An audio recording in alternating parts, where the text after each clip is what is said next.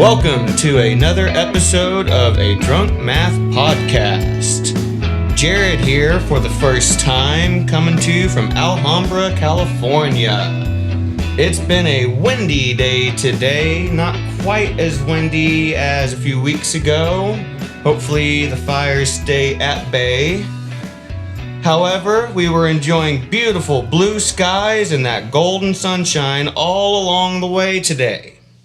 With me is one of my real good buddies, Josh Adams, the savior of the sixth string, the prince of the keys, creator of light and lighting accessories.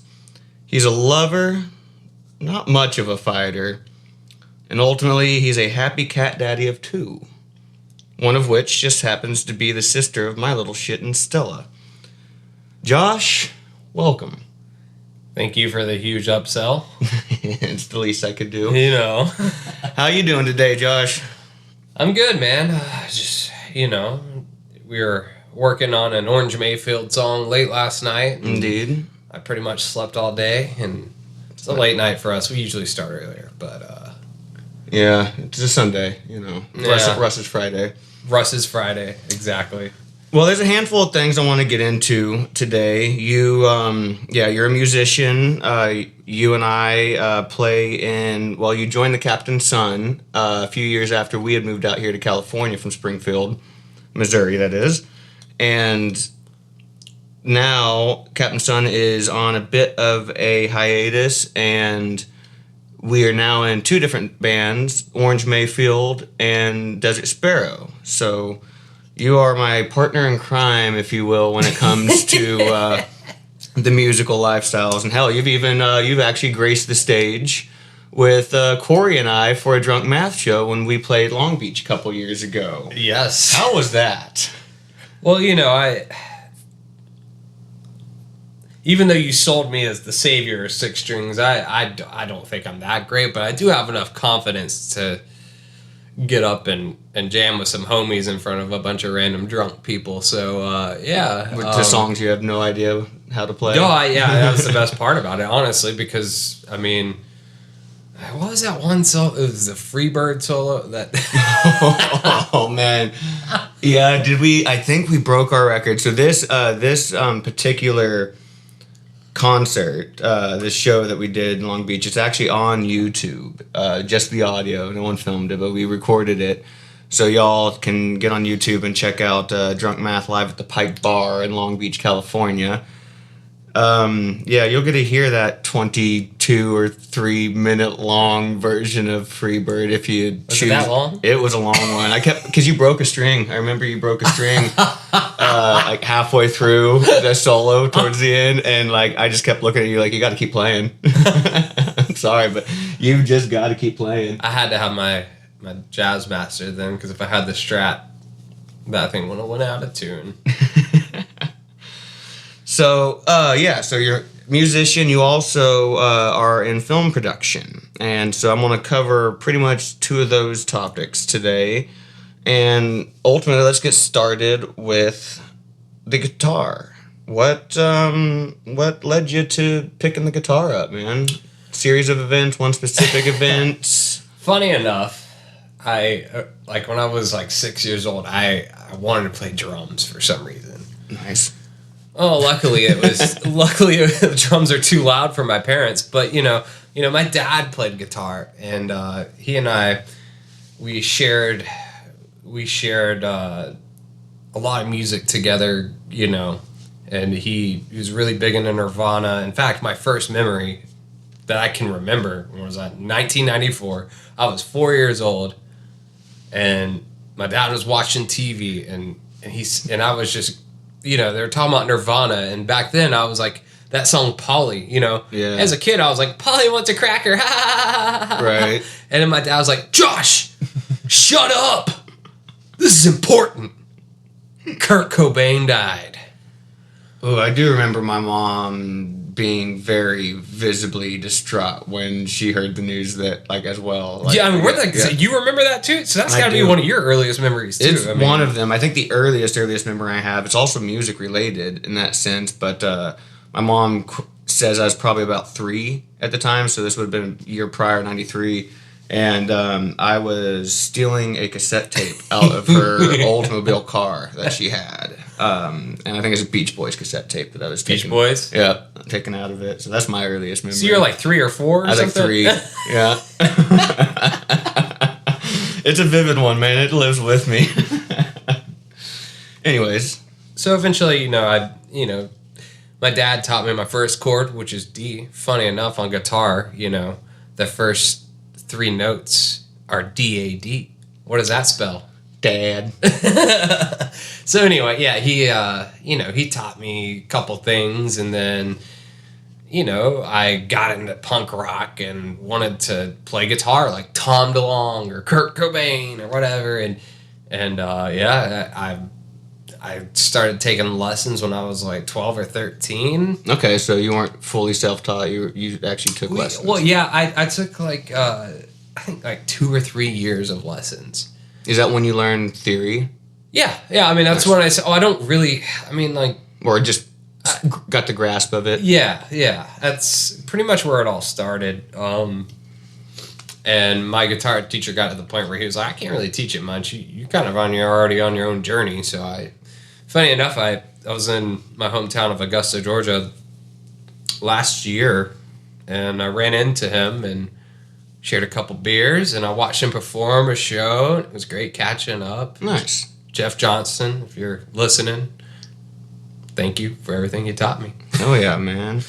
And so from there, I guess once Jeff sent you on your way, was it like finding a band, or what happened, at that point? It didn't take long after I started playing guitar to eventually decide I'm going to be in a band. We had no idea what we were doing. In fact, like... you said you were teenage, like high school? Yeah, I was probably 15 when I joined that first band. And then, like, a year or 2 later, there was a more popular band that I became friends with, and I ended up joining them. But they were a little bit more on, like, the heavier side, which I was never that big of a fan of. But, I mean, that was just what was popular back then. It was like I got the MySpace days, man, where I got deep into the, I guess, screamo metal phase, if you will, And funny enough, this is funny. While I was pretty good at, I remember like all the high schoolers like, oh, Josh is great at guitar. I was an idiot, dude. I had no idea. Like, compared. What finally made me, so the thing that I sucked at was rhythm. Like, I learned, like I said, Nirvana and Blink-182 and NoFX, all these like punk bands that are all downstrokes on guitar. So I never, when that MySpace era came in like 05 to 07, whatever, everybody was about the like breakdown rhythms, Right, they that syncopation, if you will. And I had no idea how to alternate pick. You know what taught me? What's that? Fucking Guitar Hero. Fuck yes. It taught me, like, I always played on expert, and but like those, there's those certain songs. I think one of them was called 6 by Lamb of God, that had crazy tremolo picking in it or whatever, like palm muting, and that literally taught me how to. I always thought Guitar Hero was going to teach me how to play guitar, but that didn't work out, actually. I mean, like, so I had, like, a little bit of an idea how to play guitar, which made my left hand pretty strong. Mm-hmm. But where I was weak on guitar was my right hand, which is the rhythm side of it, and it, it kind of, like, is a game, and it, like, forces you to learn how to do this so you can get the good score. So I learned how to play, I guess, hardcore, screamo, breakdowns, and I mean, honestly, it's so stupid. Like, a video game taught me how. It didn't teach me how to play, but it definitely. It's pretty cool that it at least allowed you to work on that. I mean, heck, what was it? Rock Band. When Rock Band came out and they had the whole drum set and everything. Yeah. When I'd first moved out of my parents' house after high school, and was living with my buddy during my first year of college.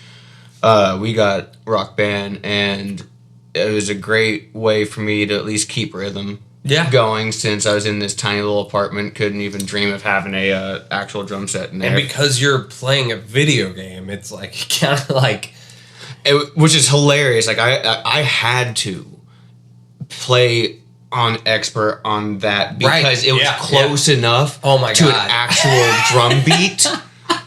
Like if you played on easy, it's just or whatever, dude, you're not I was terrible, like just ridiculously terrible. Like a beat, like the easy mode. Yeah, same. The easy mode was never easy for me. I had to go straight to expert. Right. So when was about what age were you that you had your first live show with a band? Ooh. I think, funny enough, the first time I ever performed on stage playing guitar, I guess I was like 14 or 15 at the time. Okay. This is all the same time I joined that band, but we hadn't performed or anything out in front of anyone. So my girlfriend at the time, my high school sweetheart, she really liked this band. They were playing at the Wild Wings Cafe. So we went and saw them, and I was like, yeah, I'll play guitar. And then we decided to go see them another night in a different city, not too far away from where we were, and the band was like, you want to come up on stage and play with us? And I was like, sure. Nervous as hell, bro. And not knowing what, like a single, like, did you know any of their... Well, the thing is like, I saw their set before, and, I learned every song. I'm just kidding. That is so drunk math. Well, I saw them play, so it's like I basically knew it. And, you're playing at this place called Wild Wings. I don't know if that's around the whole country or whatever, but it's your cover band fair. So they were playing a bunch of covers, and they did Basket Case by Green Day. Okay. And I was like, I can play that. I'll come up and play with you. And sure enough, I got up there playing this weird guitar that wasn't mine. And, I was nervous. But, that was my first... Yeah, wow, it was crazy. Good job. I'm pretty sure they had the amp turned off, though. Yeah, because I'm pretty sure this is before Guitar Rhythm, and that's just... Right, yeah. I was gonna say, that's the old Sid Vicious approach, right? Yeah. just unplug them. Yeah, I was nervous that time, and then, those other bands that I was in, like the high school bands I was in, we started finally playing out in our local venue. Sector 7G was what it was called. It was an all-ages venue. It used to be an old laundromat. It was seriously just like a long hallway. But we would, not my band, everybody had, my band would be the band that everybody wouldn't go and get a drink somewhere else or something. Like, oh, this band's playing. You're the closing band to clear the bar out. Exactly, dude. Yeah. Again, very drunk mathy. A little bit, yeah. It's like I was born for this or something. But exactly. I think we're hiring soon, so I'll get you in touch with Corey. It better pay well. It doesn't pay a damn thing yet. This podcast is going worldwide. Let me tell you. So, what was your because you moved out to California, what year was it? 2018. January 2018. Were you still in a band in no, Georgia at that time? No. So, honestly, there was a whole... So that second band I joined that was more popular than my first band, we all ended up becoming best friends. I still talk to them almost daily, funny enough. Maybe not daily, but... we talk all the time, but That's good, man. Well, yeah, but the thing is like that one band, it was called Agnes to begin with. And it was like that metalcore, emo kind of stuff. We all stuck together for like 10 years and formed different projects, and they all took different forms. So it was Agnes, and then we started playing more traditional hardcore punk that was more kind of like Comeback Kid or something like that. Mm-hmm. And that band was called Shark Fight. It was a weird era. Dope. But, so, that band eventually broke up, and, we all kind of did our separate things for like a year or whatever, and then came back together and formed a band called Dead and Sons, which was it's kind of like, you remember that almost like grunge revival that was happening back in like 2015, 20, or maybe before then, even like 2012 era. Maybe, yeah. It was like it was like a mix between like the emo that we all grew up playing and the 90s grunge that we all grew up listening to. And that band actually did pretty well. We went through some changes, and you know, people have their own lives, and people left, and eventually I had to sing for the band, which isn't that great. Was that your first time singing? Yeah, like fronting a band. Yeah. Really? Yeah, and it was fun. I mean, people were okay with it, I guess. I mean, they came out to the shows and were happy with it. So, but that band disbanded because I did a bunch of mushrooms and decided I wanted to change the world, and went to college and got a degree in journalism. Well, that's not very rock and roll of you. No. Well, here I am. Yeah, I mean, obviously the college did not pan out. Yeah. So, like honestly though, another big reason the band broke up is because we had recruited this guitar player, and I love him to death. He's like, he's great, but like he wanted to take the band in a completely different direction than I was trying to do. I was trying to do more. Honestly, kind of like the band Cursive or stuff like that. And nice, yeah. And he wanted to go more like stoner metal. Like he wanted to make the band heavier. I wanted to make it lighter. So I was just like, screw it, and go your different ways. So, if you will. So some years passed by, and I did my college thing, and we all kept in touch. It was never any bad blood or anything like that, but. Some time passed, and a few of us got back together and decided to start a new project. And it was more of like indie, kind of close to what we play out here, Okay.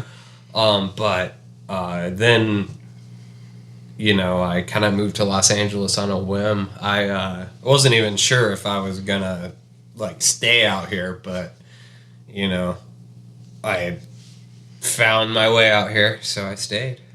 Nice, man. Nice. So.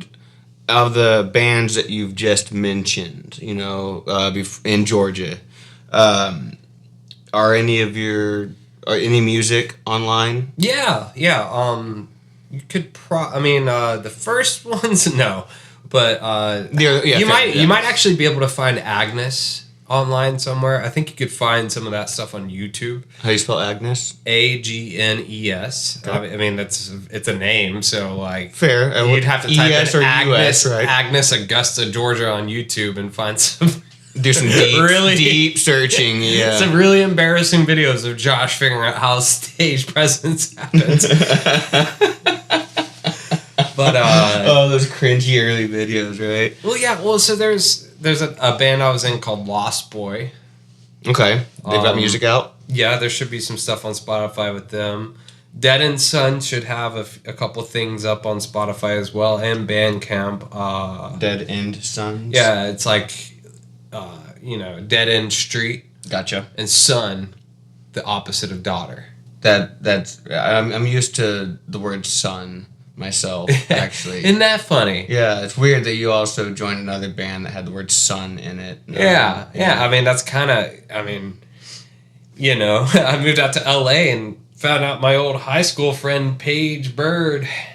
Which, that is hilarious in itself because Paige grew up in Southwest Missouri, mainly, I think he was born, I don't remember if he was born in Georgia, and then moved there shortly when he was a kid, or if his mom was already in Missouri or not. But grew up most of the time in Missouri and would go back and forth to Georgia. And I met him in high school as well, and I think shortly before he met you.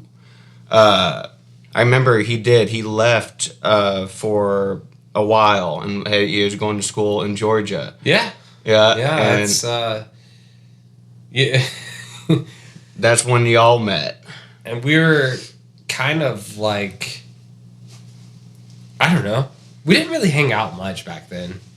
enough, you know. But I mean, same. It was the same for us. You know, we both had different friend groups, but you know, the music attracted us to each other. You know? Yeah. But then that's how Paige eventually hit me up because he came back from Georgia. I think maybe like the second time, and he was basically just like, "Yo, you still playing drums? And you still got a drum set? You know?" I'm like, isn't it crazy to think that like, literally, before we even met and became friends, like I probably was hanging or around Paige, even, you know, just at an event or like and then like a week later he's talking to you. That's insane, dude. I know. And then what is it like? It's like, you know,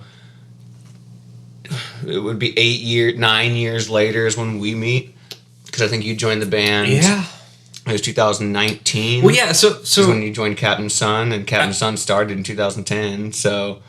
About that though, that was so crazy because like I moved out here, like I said, for career reasons, and you know, a musician's always got that fucking itch. Mm-hmm. You know, I want to play. I want to be with people making music together, playing shows in the studio. Just I have it in me, and I cannot stop it. I don't care if I make money. I just want to make music. Right. But. Yeah, after, you know, I was like living in LA for like maybe 4 months, and then I saw Captain Sun posted about something, and they're playing in like they're playing the brewery right down the road, and I'm like, wait, Paige is out in California? You can't see me right now, but I'm doing like the Dave Chappelle scratching thing. But I was like, yo, dude, can y'all need some guitar playing? Like, can I play? And eventually, yeah, I was just saying that went back and forth, wasn't it? Because like you were like asking to jam. I think we were busy. Y'all were busy, and then I was busy. Yeah, Paige started hitting you up, and you're like, "Oh, I'm working this set, you know, or whatever." Yeah. But then we got together, and it was like magic. Honestly, was. I mean, like, because y'all were a lot like how like the guys I was just talking about, the ones that I keep in touch with still. Like y'all play like, I mean, different style of music, but like the 3 or 4 year journey that we went on with all that, like because you joined 2019. Yeah, it was like end of summer 2019. I think your first show was something like September, I think, maybe. Yeah. With us, and by March, the world was locked down. Yeah, so things were weird. Had a good pandemic, if you will, when it came to getting together musically. But however, it did. Dude, we had some great times with that band, dude. We did, and it did take its toll. We played the small stage. The pandemic. We played the small stage, but we played the Anaheim House of Blues, and right. I mean, it's like I said, I'm not in it for money or anything like, but it is nice to sit here and think like, I played at a House of Blues. We played at a House of Blues, man. And I've seen a lot of good acts at that House of Blues. Yeah. But, you know, that band, you know, it's like, as you mentioned earlier, you know, we have the guy that we were opening for is, you know, old singer of Real Big Fish. That in itself. Dude, he was so cool, too. Like, what was his name? Scott. Yeah, dude, I love Scott, man. Scott, and then G. Scott Barrett, dude. Shout out. Yes. G. Scott, if you are listening to this, man, shout out to you. That guy, he got the Captain's Son. We met him, like, he was one of the first persons we met, like, after moving out here. If I remember right, if I'm not getting too confused. I can't remember. I don't know that we met him. You're looking at me like I have the answers. I know that you weren't in the band yet. No, I'm looking at you as just in the sense of, like, I'm looking past you right now. I'm trying to look into the past. Yes. Regardless, I have that. I am almost like a mirror. Right. Look at me long enough, you see yourself. Regardless, though, you know, the pandemic did eventually take its toll on the Captain's Son. We all died of COVID.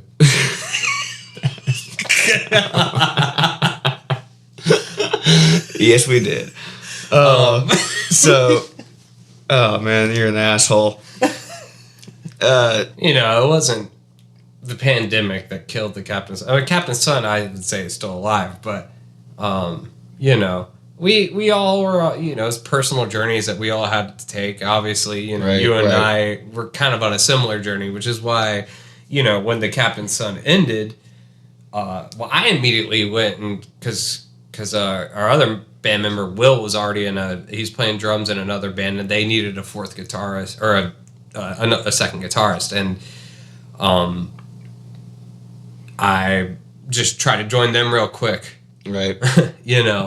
And at the same time, you had gotten in with Desert Sparrow, and longtime friends of the Captain's Son. Yeah, you guys knew them for a while, right? Exactly. It was nice when they asked me to join.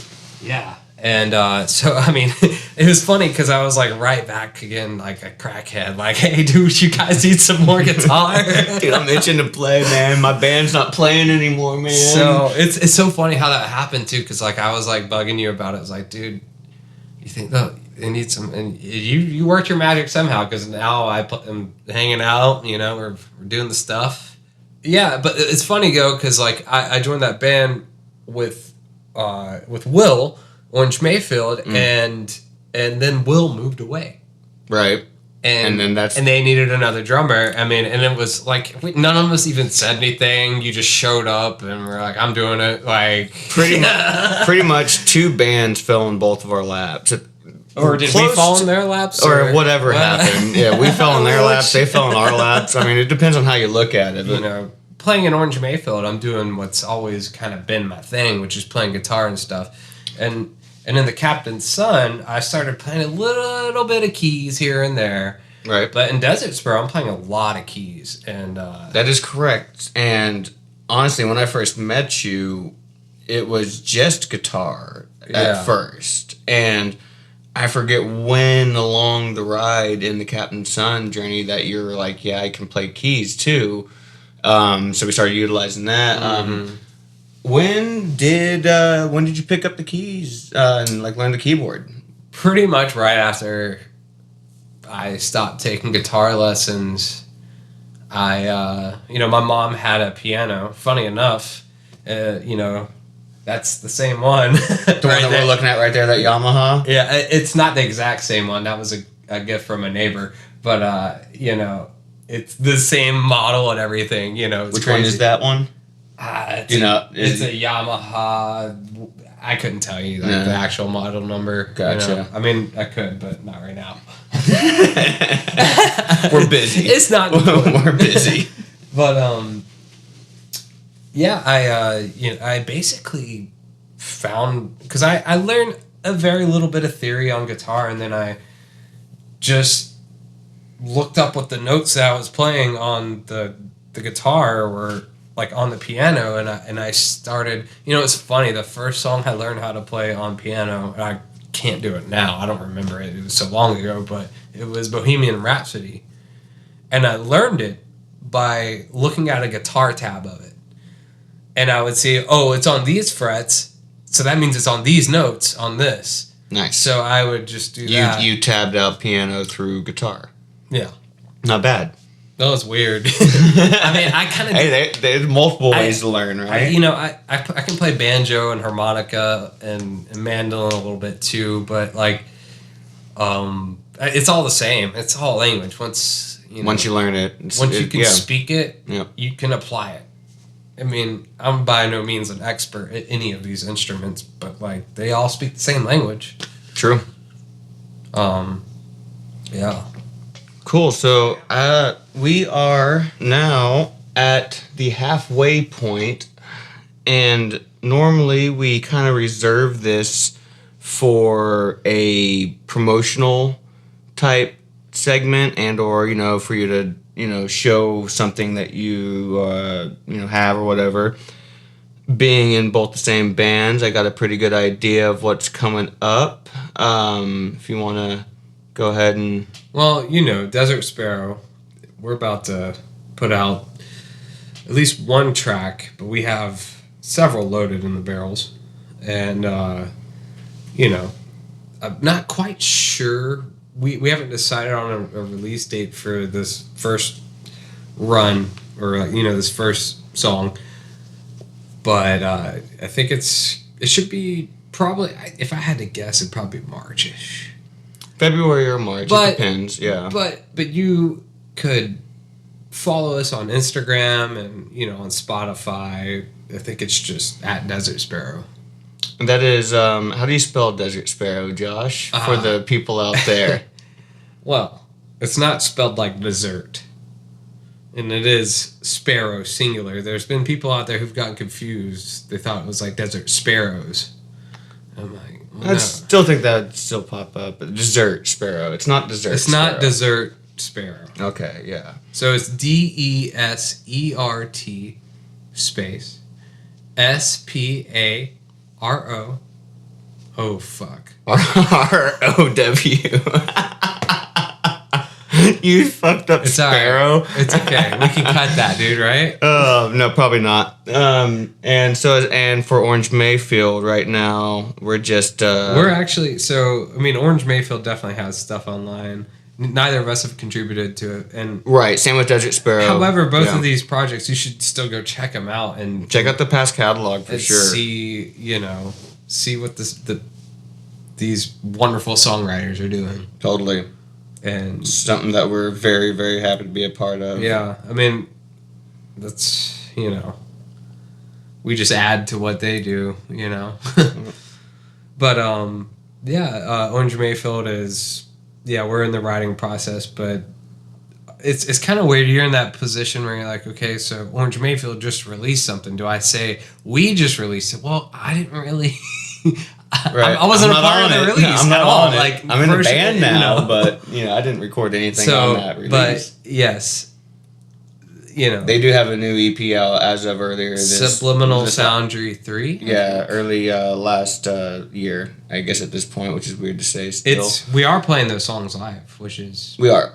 Yes. And for anyone who is listening that is in the Southern California region, give both bands a follow. I think Orange Mayfield is just at Orange Mayfield. Yep. And that is OROR.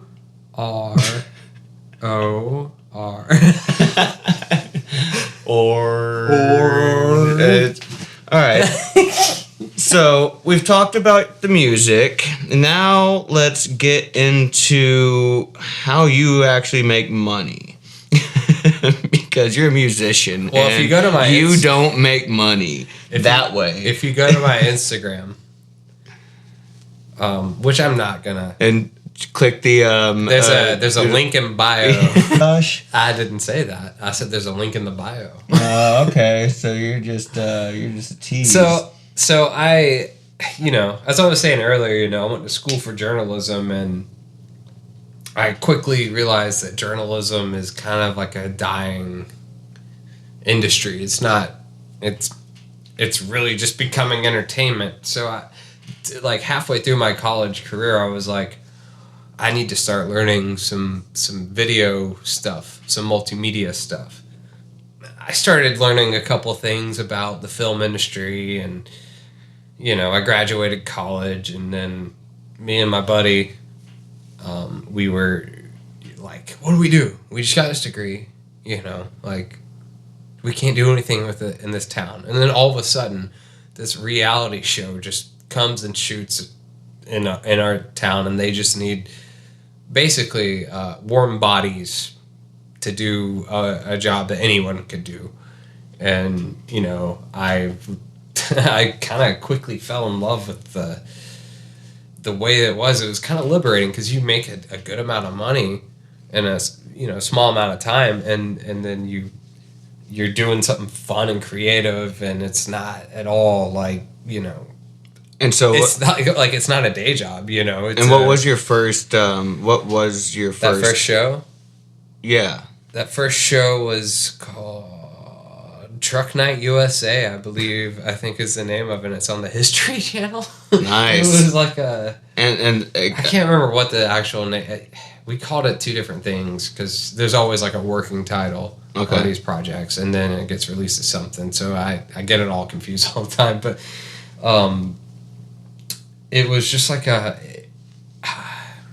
an off-road trucking show, like Baja, mudding, basically. Nice. It was something I would probably They basically enjoy. took over an ATV park and like built a course for these trucks that people built, like, and then they raced them on it. You know? And what were you doing again? I was what's called a production assistant, and that's basically your foot in the door into the film industry, and you know, it also goes by PA. You might hear it as PA, but what really what duties does that entail? In general, like for PA, it's like everything. You're the runner. You're a runner. Like you're going and picking up, you're buying things and bringing it to the set, or you're picking up lunch, or you're the coffee person. Yeah, you're getting coffee. You're doing what's called a lockup, which is something I failed at pretty good on this set. Like it was my first set, and what's a lockup? So a lockup is it's basically like when you're rolling, you have people in place in a lockup to be like, hey, you can't come in, you can't speak here. You keep it quiet. So it's like and we got a set going. You say, hey, we're rolling, and of course, number one, like an ATV park isn't quite the most normal set. So I was, and being, it's kind of the worst position to be in on a lockup because like you're seeing people who are, you know, higher position of you, making more money, and they're definitely more important than you that need to go up there to do something. And like, I got to get up there. And you're like, no, sir. Yeah. You stay right here. I had this one guy who was like, I gotta run this battery up to this place, and I'm like, go get it. And they're like, what are you fucking doing? Why did you let someone through? Dude, what's funny is the AD, the assistant director on that, learning all sorts of fun terms. I love this. Yeah. Well, so we had these trucks, we had ATVs, we had all kinds of stuff to get around the set, and I was driving a couple people in a truck up a hill and I didn't know where to go in this place, and I went up the wrong hill and I got stuck. And the AD had to call up a tow thing, and of course it was a trucking show. We had all that stuff like on deck, but like you had the trucks. But I was definitely holding up the shot with that truck. But what's funny, classic rookie mistake. Yes, absolutely. But this AD, so usually every year I work. So now, well, I don't PA. That's your entry level, and I've progressed, and I do. Lighting now. That is your main bread and butter. That's my bread. Yeah, a long way to get to this. Fair. But grip and electric. I do more the electric side. They are, so that AD. So every year I do the I do the Oscars. Vanity Fair after party, red carpet every year. So and recently that AD from that show in Georgia is working the carpet with me every year. Really? So it's kind of like, we joke about me getting the truck stuck. Do you still have that? Is it still up on YouTube? That one clip that you sent us at one time. You're like, hey, go to this like moment, and you'll see me in the back of the shot. Do you know if that's still? If it is, I could give you screenshots or something. All right, I was gonna say I would like to try to get the video because that would probably be really good promo for this episode.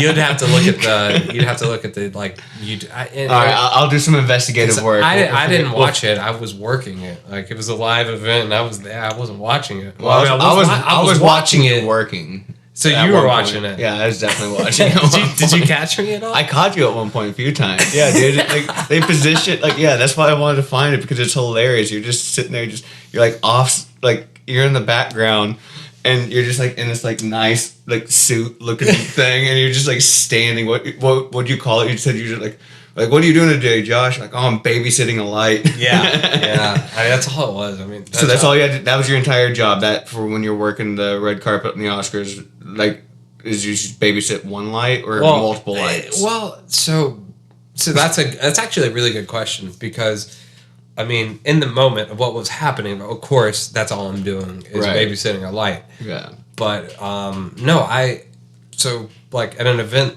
like that, like there's a lot of different companies doing a lot of things in different places. So I was part of this one company, and I had to basically provide power to everything that they were doing. Like, and that means like for video monitors, for printers, for coffee heaters and so you really undersold what you were doing that day. Well, I mean that day, so I did that the day before. So okay. And that's all right. Fair enough. I don't want to, that's semantics. That's how we make our money. Right. Like we got to do the prep work. Right. I mean, no, it is a serious job though, because I mean, you got to make sure the celebrities are well lit. Well, no, because electricity can fucking kill you. Oh, well, that too, of course. And learning and balancing, and it's rare that those cases happen. I mean, that's why you have qualified people doing the job, right? And they get paid. Plenty of training, I'm sure, goes into that. I'm sure, like you were saying, like it was. I didn't learn it in school. Yeah, right. I learned it on the job, but no. The people who teach you there are definitely things that could hurt and kill people, but it never, because everybody learns it. But yeah, besides providing power, we do actually have to light the celebrities, and that's also something that I learned on the job. But there's a lot of nuance to it. There's so much that goes into it. I can't like go into full detail here, but it's do your best.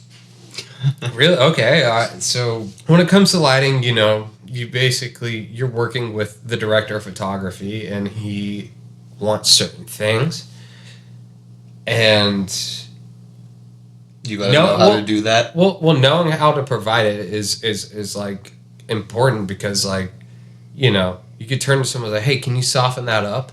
And they'll be like, "What are you talking about?" Right. What that means is like the light is hard, and it's like creating a hard shadow, if you will. No, it's just fully power light. It's like full power light hitting a subject. Okay. That's not, when you soften it with a diffuser, what it does is it, number one, makes the source bigger, and it also spreads the light.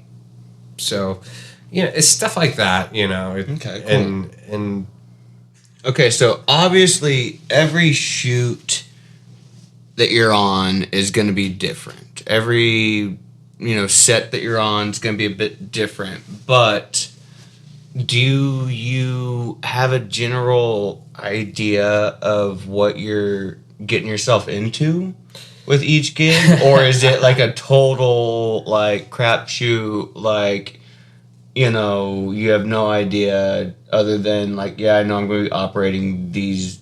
What do you know going into a gig? That's a really good question, because one of my favorite things about working in this industry is how liberating it is, because you're doing something different on each job. Okay, you don't have a boss. You don't have every job is different.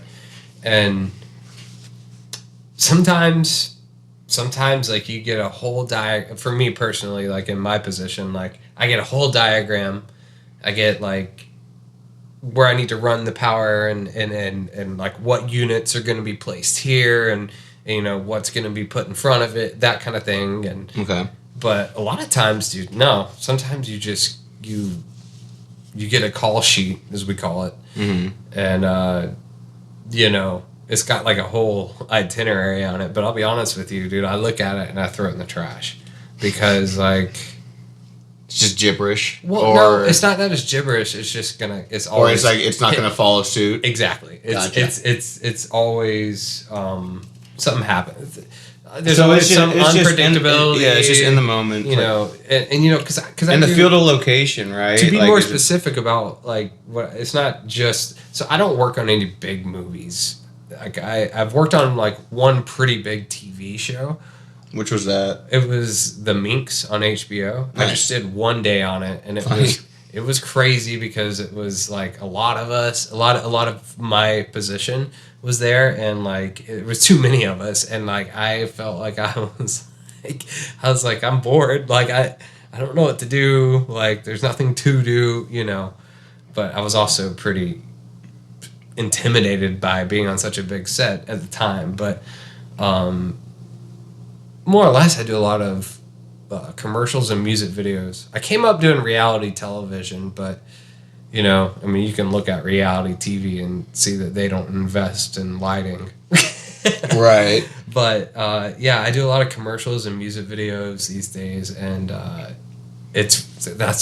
so, you know, commercials are whatever, but, like, music videos are a lot of fun for me, and they usually run long because they try to get it all done in one day, but... What's your favorite set to be on? Is it like a music video, or would it be... All right. So there's two different ways that I approach this kind of question. So my favorite... So the easiest job, basically, the lazy, like, this is my favorite because I'm lazy kind of deal. Okay. Would be like, okay, so, you know, I'm working on a reality show and we rent out this stage and we're doing green screen interviews for a week. So the first day I show up and put the lights up, and these studios usually already have the power kind of run, so I don't have to run power. It's already where I need it to be. Okay. So I just, you know, set the interview space up, and yeah, and then it's set, leave it hanging for the next few days, and then, you know, every subject that comes in to do their interview, like, I go in and I do certain tweaks, move certain things, change levels and all that, but for the most part, you're just pretty much not doing anything for a few days. I'm sitting on my ass for 12 hours. Getting paid A good amount. That's that's not too bad. But that's not... that's the issue with gig work, right? Is that, like, it's not like you're dedicated like 9 to 5, you know, to where it's not coming every time, like all the time. Like, yeah, that's for sure. No, like, you gotta be able to prove your worth, right? But my other favorite set, let me think. Oh, right, yeah. Oh hell. Oh, I hear someone getting a little jealous out the door. What is it? We'll let him in. All right. I gotta let my son in here. Yeah, let's do it. Yeah, his son being one of those cats I was talking about earlier. You miss Daddy? Hi, buddy. Here's my buddy. Yeah. He, yeah.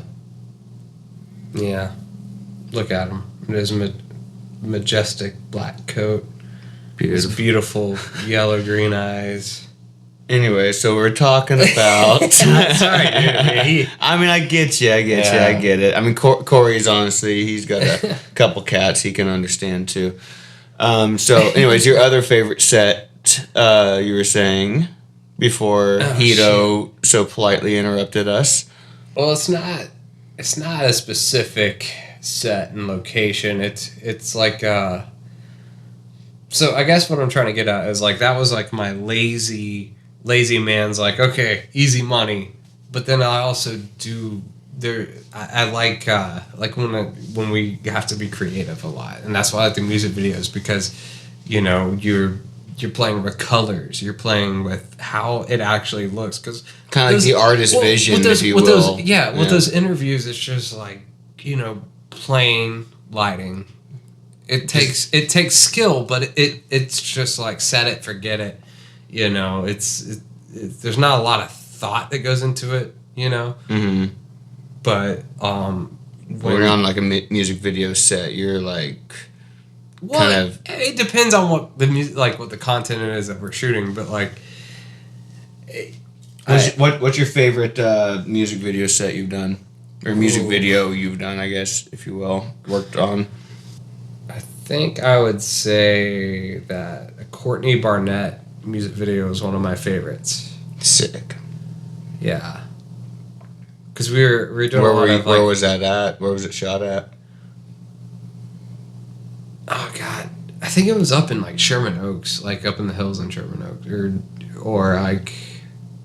Outside or, like, inside? Or it was a little bit of both. Multiple locations. It was a house, and I actually shot there before. Like, I shot a movie there once.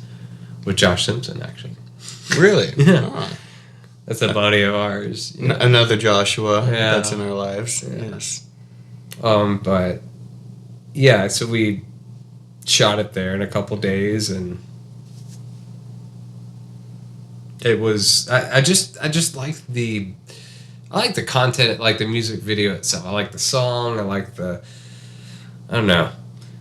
Well, actually, you know what? Which one was it? You know what? It's called write a list of things. I can't remember the full. It's a long title. Okay, but I'm sure people out there are smart enough. Courtney to figure Barnett, that write a list of things and etc. and so forth. Actually, but I take it back. Well, Drunk Math will cover it at our next show. The other favorite one I had was, and actually I think I sent this to you, and you were like, "Whoa, that's the coolest laundromat ever." Oh yeah, okay, yeah. So that what was that? That was Spencer Sutherland, and the song is called Chicken Little. Okay. And yeah, I do remember like that. Yeah, check that one out. Yeah. So yeah, you helped with that production set. Yeah, that was actually really cool too. That's one of the ones that like I like the song. You know, at the time he was kind of up and coming, like not, but he's pretty popular now. He just released a new record, and I don't know. It's one of the artists that like I don't know. I like working with him a lot because I've done a couple of his videos. So kind of on along this same note that we're on, what's the best gig you've worked? Do you have like a just gig that just kind of just defeats every other gig in the sense of like this, if I could relive this gig again forever, it'd be amazing? Do you have one of those? Kind of, but it's only because of the amount of money I made in that day. All right, fair enough. And the purpose, the purpose of it. All right, describe to us this favorite. Okay, so I was hired to work for 10 hours to make X amount of money, and it was a good sum, and the talent was late, which extended the day by 2 hours, so I got 2 hours of overtime. Okay. Who is the talent? Ozzy Osbourne. Did he say why he was late? Well, he's old as fuck, dude. He's man, there's different types of drugs these days. It's keeping him late still. What's also cool though is like I'm a big fucking nerd and I play PlayStation, and it was like a PlayStation virtual reality commercial. You could find that commercial on YouTube. Just look up Ozzy Osbourne PSVR or PS5 VR2 whatever. Oh, God. Whatever that thing's called. Yeah, you'll find it. Yeah, Ozzy Osbourne PlayStation commercial. Yeah. I'm sure that's easy enough to Google. Yeah. So where do you currently see the future of film production for a guy like you or people like you? You know. Well, like I said, I don't work on the big stuff. However, like when the big stuff isn't happening, the people who work on the big stuff are working on the small stuff that I work on, which I eventually want to get to where I'm working on the big stuff too. But I think it's in a period of transition right now because it's, we just had the pandemic and we just had the streaming wars, as we like to call it, like all these companies doing streaming. I saw that South Park. Yeah. And it's been pretty rough the past few years, but I think that. Yeah, and another thing that I haven't even mentioned is AI. Everybody's scared of. Oh, of course, man. I mean that was one of the major things with even like wasn't there in like was it a threat or did there's an actor strike that also happened as well? Well, too. So yeah, the writers and actors strike are basically together were they in tandem basically. Okay, they were okay. And there is a lot of because that was a big thing. Yeah, there was a lot of language in those contracts about revolved around AI. Yeah, but we're still in the infancy of AI, and it's gonna be a long. We are, and for time. me personally, I mean, just to touch on this for a half second, just kind of maybe I don't know, get your idea on this, like for a music standpoint. Oh shit! AI, well, no, just I just want to I guess say this, like, I think there's a lot of benefit that can come if like you use it as a tool to like. Actually, that's a good way you put it. You know, like don't ever rely obviously on it. You know, like keep the human element. You know, keep your own. That's how it's inspiration always. You know, attached to it. Don't just be like, oh, that happened. Be done. You know, like. But like, you know, I think AI could be very handy. That's pretty much how it's being used inspiration in film to this day. Well, there's some things that are completely. There's like generative AI, and then I don't know. I'm not techie, but there's levels. There's levels of it, but like they're using even generative AI as a tool in filmmaking, like in post. But I've even worked on stuff where we're using, you know, we're shooting stuff that's going to be run through AI. Mm-hmm. You know, it's. What's that process like? Like, well, I mean, we just shoot. Is it like the idea of like the green screen for like you're essentially just kind of like you know, you got to envision this one in particular. We shot like on what's going on. We shot it on a white cyc, which is a cyclorama, which is kind of like a. It's like a. Basically like a curved wall.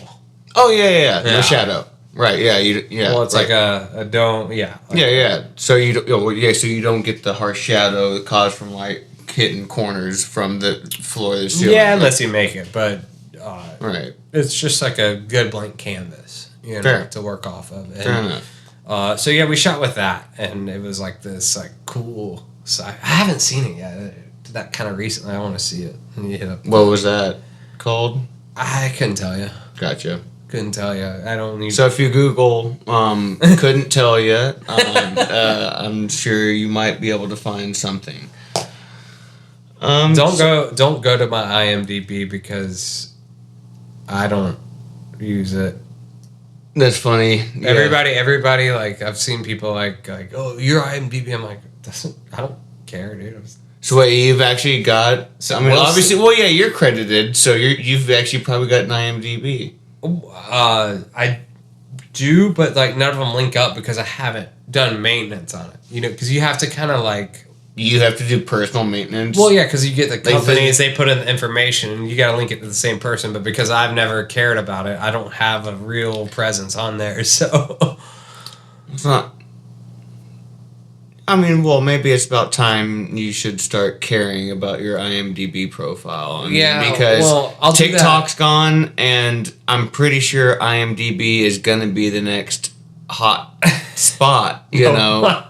So, if I were you, I'll do it when I actually type up a resume. Heck yeah. Which I haven't used a resume in like 5 years at least.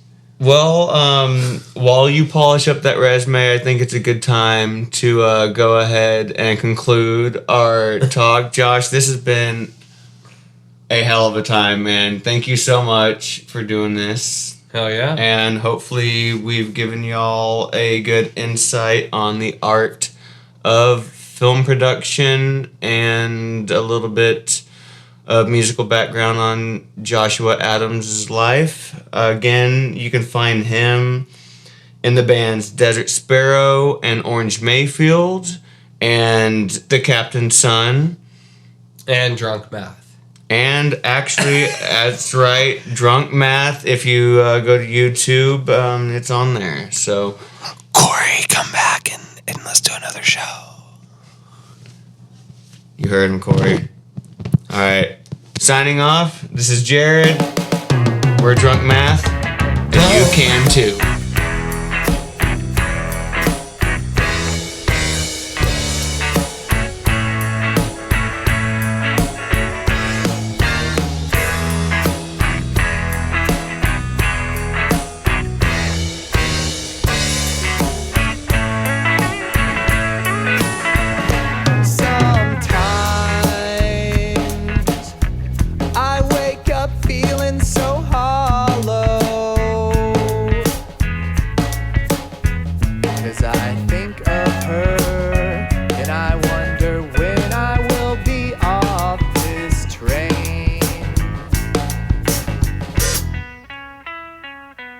This train, it keeps on rolling away. farther and farther, and I do believe it's taking me to my grave. She never calls me anymore. She don't care that I'm lonesome. She don't care that I'm gone. She never calls. I don't know how long it's been since I told her I love her. Can't stand the pain that I'm in.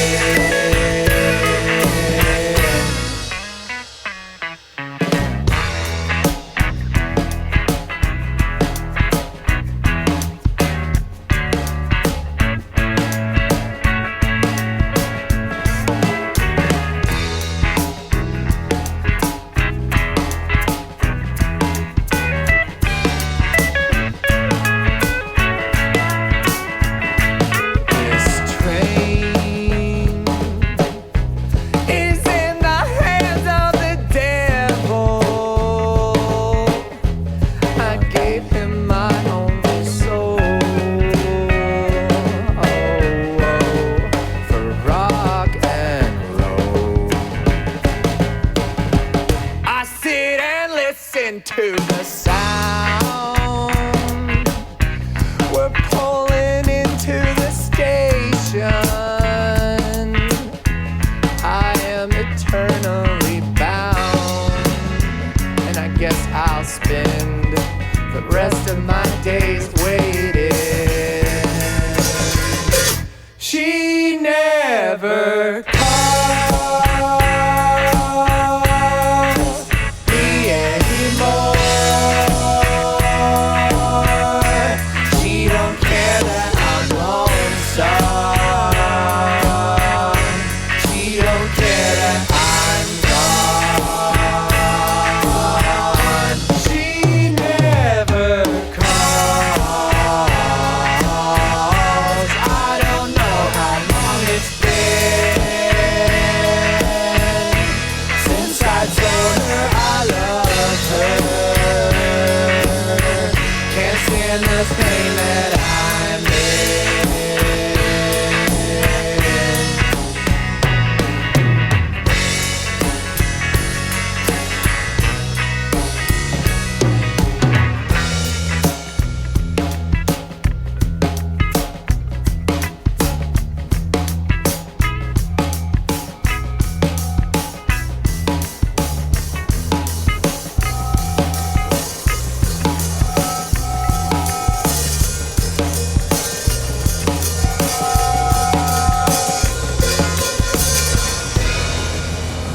Now approaching St. Street and Jordan Street.